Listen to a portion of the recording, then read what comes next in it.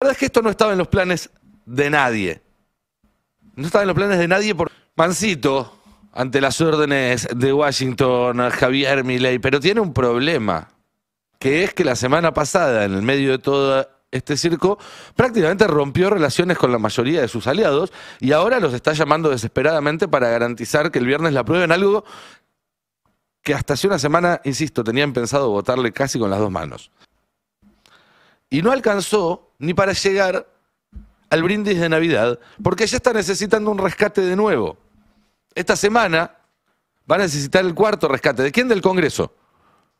¿Por qué? Porque si el gobierno no llega al 31 de diciembre, a la hora del brindis, con un presupuesto aprobado, con este presupuesto aprobado, con una ley firmada que diga presupuesto 2026, y ahí es como aparece este Milei hecho una seda, absolutamente disciplinado desde Washington, haciendo declaraciones como esta en la entrevista de anoche. Milei anoche volvió a una vieja costumbre, que era esa de dar notas para decir que estaba todo genial y todo maravilloso, sin que le repregunten prácticamente nada.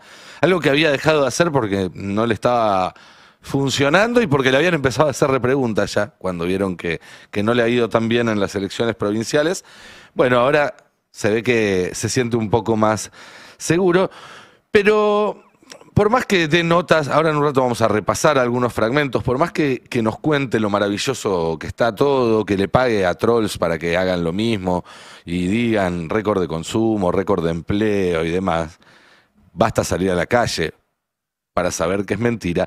Pero además, me parece que hay un dato que no se destaca lo suficiente cuando se revisa la situación del gobierno, que es que la chocó 4 veces en un año. Porque está bien, el FMI puso un montón de plata, Trump es Trump, pero 40% de los votos en una elección de medio término es otra cosa. Y no alcanzó ni para llegar al brindis de Navidad, porque ya está necesitando un rescate de nuevo. Esta semana va a necesitar el cuarto rescate. ¿De quién? Del Congreso. ¿Por qué? Porque si el gobierno no llega al 31 de diciembre, a la hora del brindis, con un presupuesto aprobado, con este presupuesto aprobado, con una ley firmada que diga presupuesto 2026, bueno, el 2026 va a empezar con el pie izquierdo para el gobierno, porque hay un vencimiento en pocos días y porque realmente en una etapa de alta demanda, además de divisas y demás, se le complicaría muchísimo mantener esta falsa estabilidad que mantuvo hasta ahora. Y la verdad es que esto no estaba en los planes de nadie. No estaba en los planes de nadie porque hasta los opositores ya decían, bueno, que se apruebe este presupuesto, el que sea. No lo vamos a votar nosotros, pero mejor que haya por lo menos un presupuesto que lo obliga a cumplir con determinadas cuestiones, que nos da una pauta con qué comparar la acción del gobierno, a que vuelva a prorrogar por tercer año y siga gobernando como se le ocurra, sin ningún tipo de pauta. Uno hablaba con opositores, muy opositores en el Congreso y te decían, nosotros obviamente no lo vamos a apoyar, pero que se apruebe. Queremos que se apruebe, no vamos a poner palos en la rueda. Bueno, se los puso solo el gobierno. Y miren lo que pasó. Fue un deterioro realmente muy llamativo. Hace una semana o incluso un poco menos, el martes de la semana pasada, el gobierno decía que el presupuesto se aprobaba seguro. Esto que vamos a ver ahora es la nota de Toto Caputo en ese stream lleno de peluches y árboles de Navidad rosados, que también compartimos acá la semana pasada, donde justamente le preguntaban por eso y esto es lo que decía. Mirá, no estoy siguiendo el accionar político de adentro. Sí. Pero no veo mayores escollos, porque es un presupuesto muy simple, muy limpio. No veo ninguna razón para oponerse, honestamente. El feedback de Diego, de Patricia, de Manuel, de Martín, Menem, el feedback de los que están, digamos, en el Congreso, de Santiago, es que, digamos, está muy encaminado, así que yo no veo problema en que el presupuesto pase. Esto fue el miércoles a la mañana, un rato antes de que empezara la sesión. ese mismo día, para poner un ejemplo, porque hay muchísimas notas, los medios daban cuenta de ese optimismo.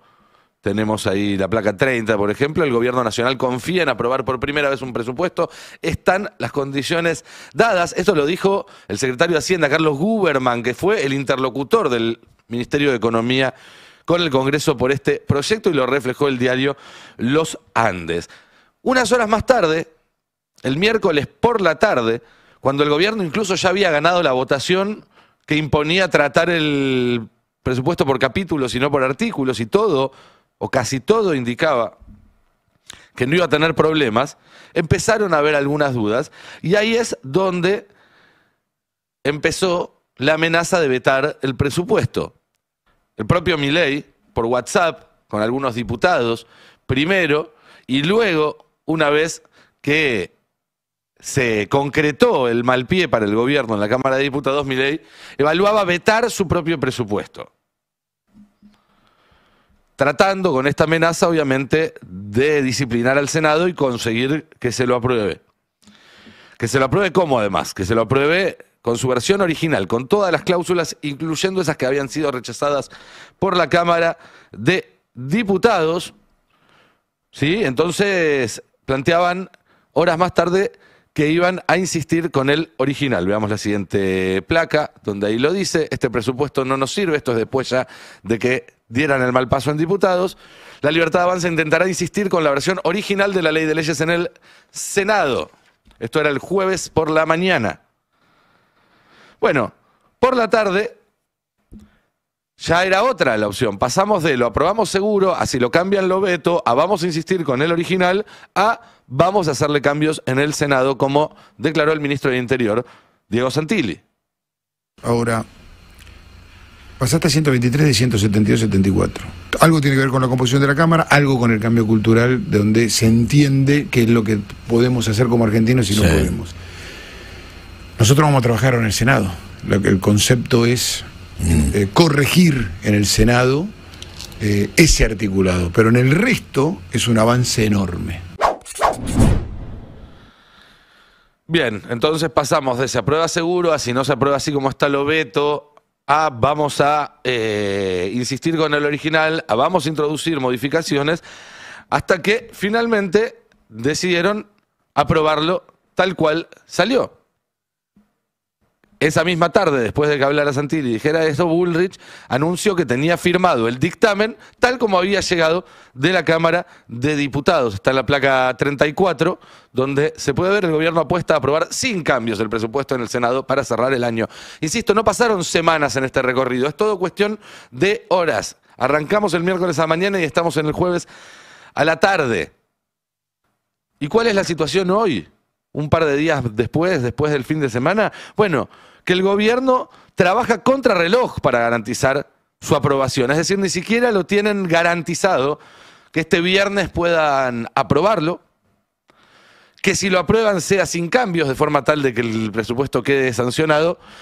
Pero por las dudas, ya Martín Menem avisó en la Cámara de Diputados que tienen que tener listo el recinto por si hay que volver a discutir el lunes o el martes de la semana que viene. Tal es la urgencia que tiene el gobierno por llegar al 1 de enero con un presupuesto aprobado. No porque Milei se haya vuelto pragmático, no porque Milei se haya vuelto institucionalista, sino porque alguien se lo está exigiendo. Porque alguien le está diciendo: macho, vos me tenías que demostrar gobernabilidad. Esto es lo mínimo que tenés que poder aprobar si querés tener cierta gobernabilidad. Y ahí es como aparece este Milei hecho una seda, absolutamente disciplinado desde Washington, haciendo declaraciones como esta en la entrevista de anoche. Para entrar a la actualidad, ¿va a vetar el presupuesto si no contiene la derogación de leyes que aumenten el gasto en discapacidad de universidades? ¿O prefiere que la ley salga tal como está y corregir el desequilibrio fiscal, no sé, a lo largo del año, en el tiempo, por áreas? ¿Se entiende la pregunta? A ver, yo voy a... Lo primero que tenemos que destacar es que hemos podido sancionar el presupuesto. No. A la luz de cómo siga evolucionando el debate sobre el presupuesto, porque ahora está en el Senado, que ya tiene dictamen, que dicho sea de paso, ¿cuánto hacíamos que no veíamos esta productividad en el Congreso, no? digo, 4 dictámenes en los el últimos. Senado, ¿no? Digo, porque está lo de los glaciares, está presupuesto, Reforma está laboral. modernización laboral, ¿sí? Entonces, digo, la verdad es que, digamos, estamos trabajando muy, muy bien. Entiendo que entonces la respuesta es que no lo va a vetar. Exactamente, digo, nosotros tenemos presupuesto. Mancito, ante las órdenes de Washington, Javier Milei, pero tiene un problema, que es que la semana pasada, en el medio de todo este circo, prácticamente rompió relaciones con la mayoría de sus aliados y ahora los está llamando desesperadamente para garantizar que el viernes la aprueben, algo que hasta hace una semana, insisto, tenían pensado votarle casi con las 2 manos. Y ahí es donde se empieza a complicar. ¿Por qué? Porque el PRO están calientes como una pipa, porque no tienen los fondos para la ciudad de Buenos Aires, una condición que había puesto Macri, y además por el acuerdo que se hizo con el kirchnerismo para que se destrabara la designación de 3 auditores de la AGN. En el Senado, el PRO no tiene tanto peso, son solo 3 votos, que igual pueden llegar a ser claves, pero si esto tiene que volver a la Cámara de Diputados, Ritondo los está esperando con la servilleta puesta acá en el cuello, el cuchillo y el tenedor. Eso está claro. A los radicales hay que salir a buscarlos de a uno, es lo que quedó claro de lo que pasó la semana pasada y de las primeras charlas que hubo esta semana. Y eso es un laburo y eso tiene además otro costo. Ya no hay una sola figura en el radicalismo que garantice que pueda ordenar el bloque. Nunca lo hubo, pero el gobierno creía que después del triunfo de octubre los iba a poder ordenar como aliados. Bueno, no. Y de hecho se le cayeron algunos votos clave en diputado. Los gobernadores ya no son los interlocutores dóciles ni confiables de los primeros 2 años y de alguna manera parecen haber revertido la situación. Antes Milei los mandaba a votar y después los cagaba y no les pagaba. Ahora pasaron ellos por caja y después no le votaron a Milei. Y obviamente saben que cuanto más a último momento se defina todo, más pueden valorizar sus votos, con lo cual no va a ser algo sencillo. Y además, los senadores están calientes porque en el presupuesto que se trató la semana pasada en la Cámara de Diputados están congelados los fondos para el Senado. No los de la Cámara de Diputados, que tienen una actualización, pero sí los de la Cámara Alta. Digo, ese también puede ser un factor que cuente. No debería, pero puede ser un factor que cuente. ¿Qué pasa si no sale el presupuesto? Bueno, el 9 de enero hay un vencimiento por 4.700 millones de dólares, que hoy el gobierno no tiene. Tiene algo así como 2.700 más o menos. Y están viendo de dónde sacan los otros 2.000 millones de dólares. Milei y Caputo apostaban a que una rápida aprobación de la ley de presupuesto, media sanción de la reforma laboral y algún dibujito los iban a ayudar a bajar el riesgo país hasta los 400 puntos, es decir, hacer en una semana, en 7 días hábiles, lo que no hicieron en 2 años, y que eso les iba a permitir que se abrieran los mercados. La verdad es que cada día que pasa es un poco más difícil. Sobre todo porque la semana pasada Caputo anunció que iba a empezar a acumular reservas para también generar un shock de confianza y hoy las cuentas que se hacen informales porque no hay datos oficiales que vendieron reservas. Que el resultado de la semana pasada después del anuncio fue negativo, no positivo. Y que el viernes se operaron más de 600 millones, que es casi el triple de lo que se venía operando antes. Es decir, lo que se muestra es que no hay tranquilidad en los mercados, no hay tranquilidad cambiaria, sino más bien todo lo contrario. Caputo sabe o cree que Estados Unidos no le va a prestar, porque si no, no estaría buscando estas otras fuentes de financiamiento. Que si aparecen estos famosos bancos con el repo, el precio que van a pedirle es carísimo. Es carísimo. El Fondo Monetario tampoco tiene una solución. Imagínense lo que es la situación que en los últimos días hasta se exploró la posibilidad de volver a hablar con China para pedir activar otra parte del swap. Tengo entendido que ni siquiera levantaron el teléfono porque alguien les dio a entender que no era razonable. Pero ese es el nivel de desesperación que se está manejando. El plan Z, si ninguna otra cosa sucede, es hacer un canje. Pero un canje puede ser o bien obligatorio, en cuyo caso es casi como reconocer el default y tiraría a la mierda todos los planes de Milei y de Caputo, o bien optativo. Y para que sea optativo y tenga éxito le tenés que ofrecer muy buenas condiciones al acreedor. Porque si no te dice, no, yo prefiero cobrar ahora. ¿Cuál es el problema? Hay una ley en la Argentina vigente que dice que para que una negociación no pase por el Congreso, de las 3 condiciones posibles, que son el plazo, el capital y los intereses, tenés que mejorar por lo menos 2. Y eso es incompatible con lo que están pidiendo ahora los acreedores para renovar la deuda. Bueno, ahí oculta una cláusula dentro del presupuesto que le permitiría, a través de un gris legal, hacer ese canje sin pasar por el Congreso a Caputo. Por eso también necesitan que se apruebe lo antes posible. Ahora, todavía no sabemos de dónde va a salir la plata, pero sí sabemos que va a salir carísima, que si la consigue, lo que va a tener que pagar por esa deuda nueva va a ser muy caro. ¿Y cómo se va a pagar eso? Bueno, con más ajuste, lo explica el propio Milei en esta nota que dio ayer. Exactamente, digamos, nosotros tenemos presupuesto. Y lo que sí vamos a hacer es acomodar las partidas para cumplir con el déficit cero. Acá la política importante es el déficit cero. Lo más importante es el déficit cero. El 1,5 del PBI de superávit, como está planificado, por un lado lo va a conseguir por otro lado. Exactamente, sin subir impuestos. ¿Se acuerdan en octubre del año pasado cuando Milei en una reunión con empresarios confesó que había hecho todo el ajuste en el principio de su gobierno para aprovechar que la gente estaba de vacaciones? Nosotros, en primer lugar, teníamos claro que por el tipo de ajuste que estábamos haciendo, era muy probable que el impacto más fuerte se sintiera durante el primer trimestre. Por lo tanto, también era importante hacerlo durante vacaciones, para que la gente no se enterara tanto, por decirlo de alguna manera, de lo que estaba ocurriendo. Bueno, agárrense, porque va a ser un enero interesante. A puro decretazo, porque eso va a ser Milei, aprobar como sea el presupuesto y después cambiar todo lo que tenga que cambiar por decreto.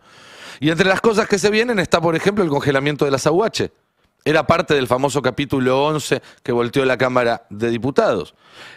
Agárrense fuerte porque entre lo que se viene hay una suba de tarifas muy importante, también pedida por el Fondo Monetario Internacional, igual que el congelamiento de la AUH.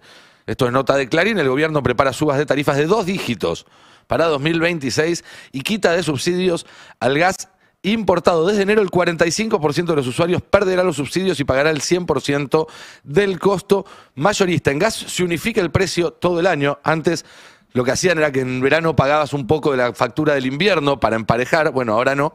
Y el Estado dejará de financiar importaciones, lo que encarecerá las facturas en los meses de mayor consumo. Agárrense fuerte también, porque después de esto lo que viene es un nuevo ajuste a las jubilaciones, que es la única forma en la cual sigas cerrando los números y sigas cerrando algo parecido o algo que se pueda mentir como un superávit. Esto ya lo explica Ismael Bermúdez en su nota publicada este fin de semana, donde explica cómo la reforma laboral lleva a una dura reforma jubilatoria, durísima, dice, porque desfinancia el ANSES. Básicamente, la plata que iba para los jubilados va a ir para financiar los despidos. Entonces los jubilados van a tener que cobrar necesariamente menos. ¿Quién se queda con esa plata? Porque la plata no desaparece.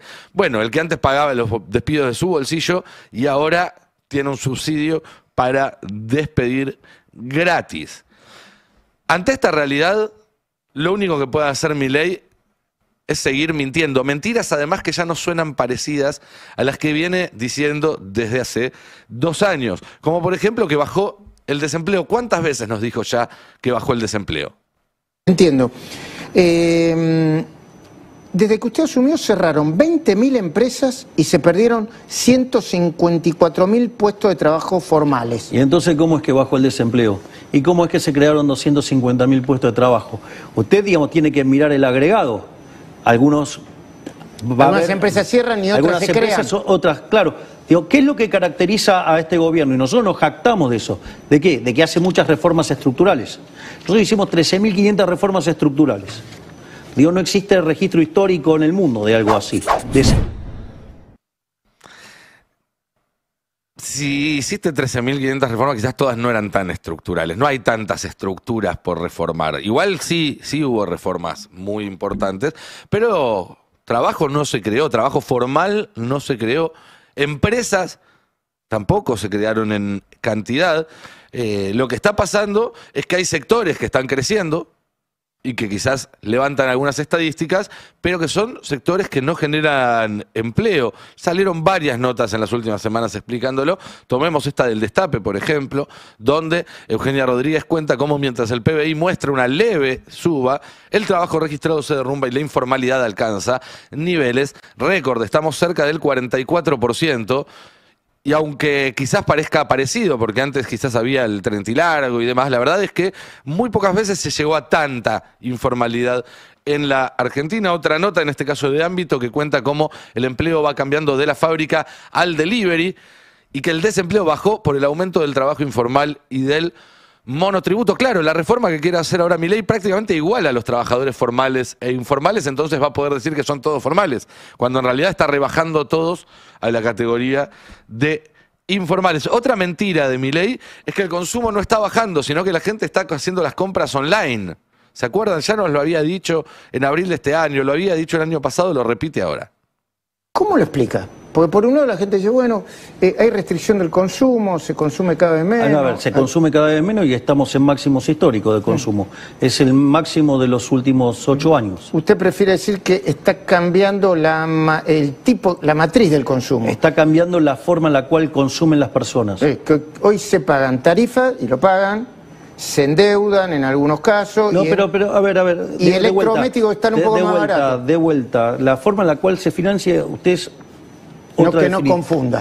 Claro, no nos confundamos. Diga que yo estoy confundido, no hay problema. Pero de vuelta, si van a seguir haciendo los análisis sobre canales de venta que fueron modificándose, a ver, ¿por qué no se fijan, digamos, cómo evoluciona el comercio digital? ¿Por qué no miran los balances de Mercado Libre a ver cómo está funcionando el consumo? Entonces, me parece que es no entender que la economía ha cambiado, la forma en la cual las personas consumen cambiaron y que algunos indicadores que se usaban ahora dejaron de ser relevantes y juegan otros indicadores. Ok. Hay dos cosas interesantes en esto que dice Milei. El primero es cuando dice, estamos en máximos históricos de los últimos 8 años. Es una historia bastante corta, ¿no? Era un país que tiene 200 y que empieza justo cuando arranca la crisis. Porque no dice los últimos 10, no dice los últimos, dice los últimos 8. ¿Cuáles son los últimos 8? Desde que volvimos al Fondo Monetario Internacional para acá. Con lo cual, a lo mejor la estadística muestra máximos de los últimos 8. Está muy por debajo de lo que había en 2015 y ni hablar de antes.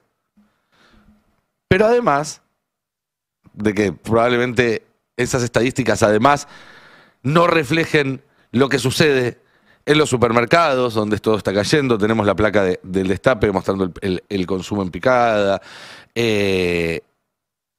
No, la placa 18 sería. Pero además hay otra cosa más que quería decir.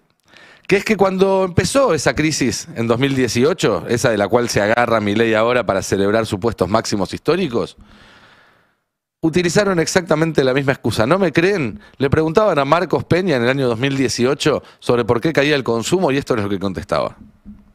Que es que estamos además en un momento de gran transformación de la economía mundial y de nuestro país.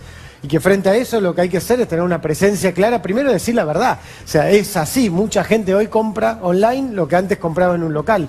Mucha gente hoy compra en un mayorista lo que antes compraba en un hipermercado o compra en un... Entonces, esas transformaciones uno no puede detenerlas y decir, bueno, que el tiempo volvamos atrás. Pues hay que reconocer que por lo menos Marcos Peña era un poco más ordenado a la hora de armar las oraciones. En lo demás, prácticamente es lo mismo lo que están diciendo y tan mal estamos que 8 años más tarde, después de ese video, tenemos la misma excusa. Y por último, esta es la más graciosa de todas. Y de esto después bajo para charlarlo con Cande, para charlarlo con Alfredo. Porque ¿se acuerdan que la inflación había que medirla con 18 meses de rezago? Que supuestamente recién 1 año y medio después de que empezara Milei íbamos a llegar a inflación cero porque ese era el rezago, la demora en que tuviera efecto la contracción monetaria, etcétera, etcétera, de la escuela austríaca. Bueno, ahora que pasó ese año y medio, de hecho ya pasaron 2 años, Milei nos viene a contar que alguien descubrió casualmente que no eran 18 meses, que eran 26. Mirá vos qué conveniente. O sea, la cantidad de dinero es el ancla nominal de la economía y eso determina el nivel de precio de la economía. Ahora, el nivel de precios es un vector de precios donde uno de esos precios es el tipo de cambio.